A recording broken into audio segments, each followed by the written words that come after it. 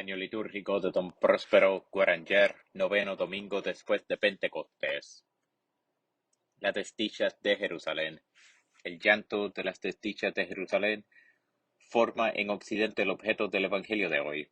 Desde hace mucho tiempo ha dado su nombre entre los latinos al domingo nono después de Pentecostés. Es fácil encontrar a hoy en día en la liturgia huellas de la preocupación de la Iglesia naciente por el próximo cumplimiento de las profecías contra la ciudad ingrata, que fue objeto de las primeras predilecciones del Señor. Ha llegado por fin el término impuesto por la misericordia a la justicia divina, al hablar Jesucristo del derrumbamiento de Sión y del templo. Había predicho que la generación que oía sus palabras no pasaría sin que ocurriese todo lo que anunciaba. Casi 40 años concedidos a Judea para desviar la cólera del cielo, no han conseguido sino afirmar en su obstinación renegada al pueblo decidida, como torrente largo tiempo contenido que rompe sus diques. La venganza se abalanzaba sobre el antiguo Israel. El año 70 vio ejecutar la sentencia que él mismo se había firmado, al gritar cuando entregó a los gentiles a su rey y a su Dios: caiga su sangre sobre nosotros y sobre nuestros hijos. Misa.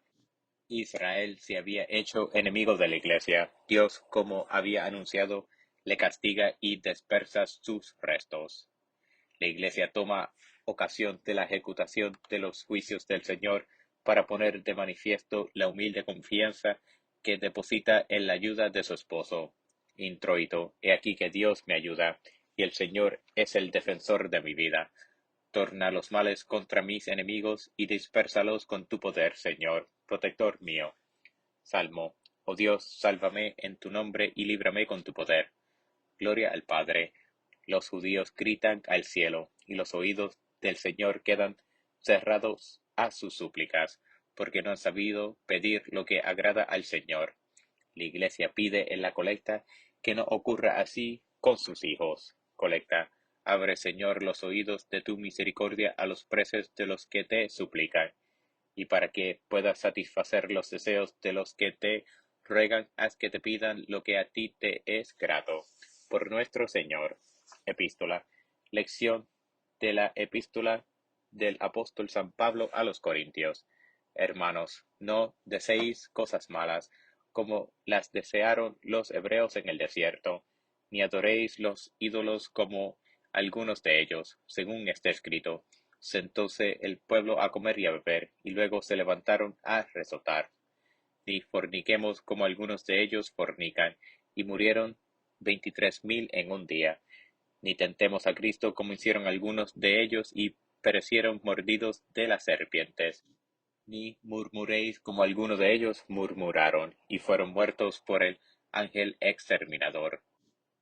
Todas estas cosas que le acontecían eran figuras de lo venidero, y están escritas para escarmiento de nosotros, que hemos venido al fin de los siglos. Y así el que piensa está firme, cuide no caiga, que no os venga sino tentaciones humanas fácilmente superables. Pero fiel es Dios, que no permitirá seáis tentados sobre vuestras fuerzas, antes hará que saquéis provecho de la misma tentación, para que podáis perseverar en el bien. Una lección profética. Todos los judíos, dice San Pablo, han sido honrados con las finezas de Dios. Nada les ha faltado. Sin embargo de eso, la benevolencia del Señor se ha alejado definitivamente de ellos. Es que el amor de Dios nos crea una responsabilidad ante Él, y sus beneficios no aprovechan sino a los que, habiéndolos recibido con humildad, los hacen valer mediante la fidelidad absoluta de su vida. Que no diga nadie que todo esto es un viejo cuento que no toca más que a los judíos. No en la persona del pueblo judío recibimos nosotros una lección profética. Se nos advierte que nos apartemos de la grosera codicia que los perdió y que nos perdería también a nosotros mismos. El pueblo judío ha hecho, y casi siempre a costa suya, experiencias que han de servir al mundo entero. Todos los acontecimientos de su historia han sucedido, se han escrito y han llegado hasta nosotros como una lección destinada en el pensamiento de Dios a esclarecernos a nosotros, los que íbamos a venir al cabo de los siglos, los que pertenecemos a la nueva alianza, la última, la eterna. Vemos por esto cómo se puede caer aun después de haber recogido beneficios de Dios.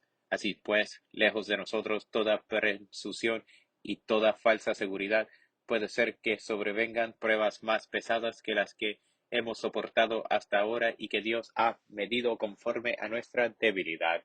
Sin duda ninguna que el Señor, que es fiel, no ha de permitir nunca que la prueba sobrepase por el completo nuestras fuerzas. A medida que crezca la tentación, dará Dios la fuerza sobrenatural para resistir. Pero no es en nosotros en quien debemos confiar, y este aumento de fuerza no nos vendrá sino de Él. El gradual expresión ardiente de alabanza al Señor Dios nuestro viene a dar refrigerio a nuestras almas fatigadas por el espectáculo de ingratitudes del pueblo judío y de los castigos que merecieron.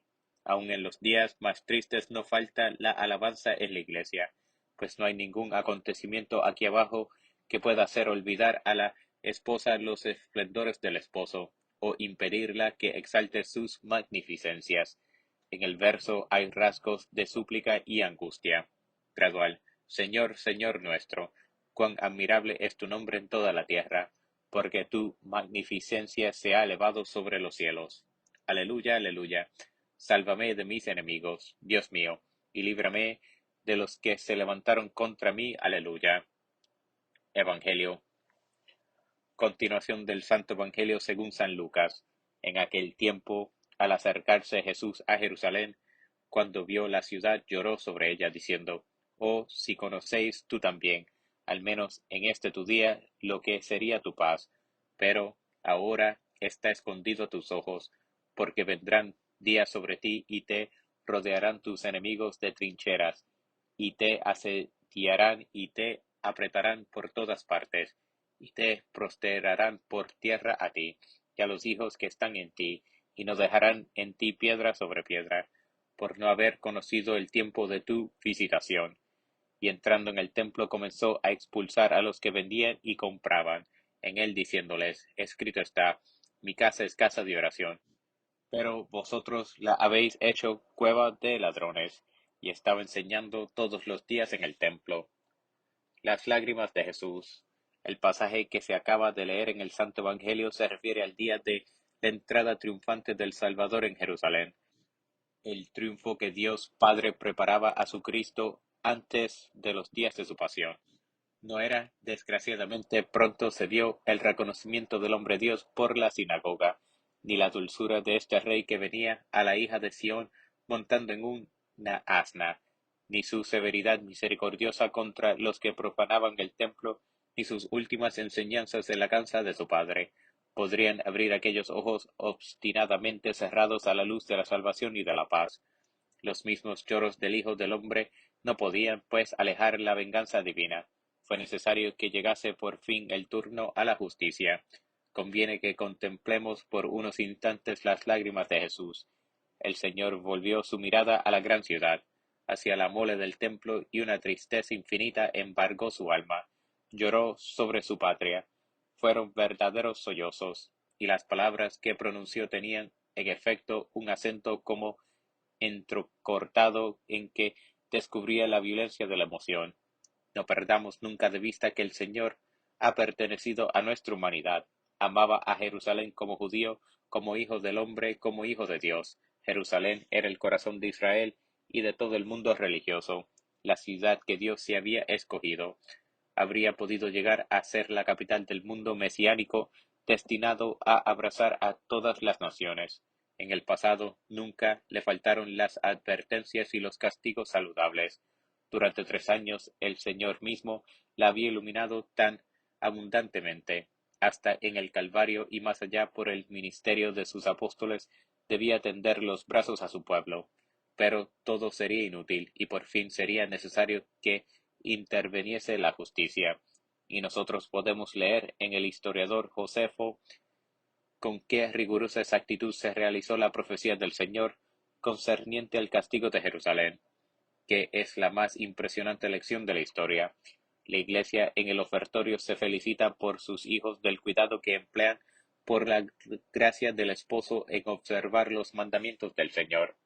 Su obediencia es lo que hace que los juicios de Dios tan terribles para la sinagoga no sean para ella sino gozo y dulzura. Ofertorio.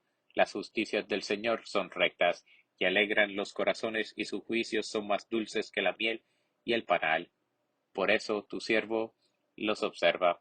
La secreta implora de Dios para los hijos de la Iglesia la gracia de asistir dignamente al sacrificio, y cada vez renueva realmente la obra de salvación de todos. Secreta, suplicarnos, Señor, hagas que frecuentemos dignamente estos misterios, porque cada vez que se celebra la conmemoración de esta hostia, se renueva la obra de nuestra redención. Por nuestro Señor. La antífona de la comunión formula el misterio de la unión divina realizada en el sacramento. Comunión. El que come mi carne y bebe mi sangre, permanece en mí y yo en él, dice el Señor. La santificación de los individuos y la unidad del cuerpo social son dos frutos de los santos misterios. La Iglesia los pide a Dios en la poscomunión. Poscomunión. Suplicarnos Señor, hagas que la comunión de tu sacramento nos consiga la pureza y la unidad. Por nuestro Señor.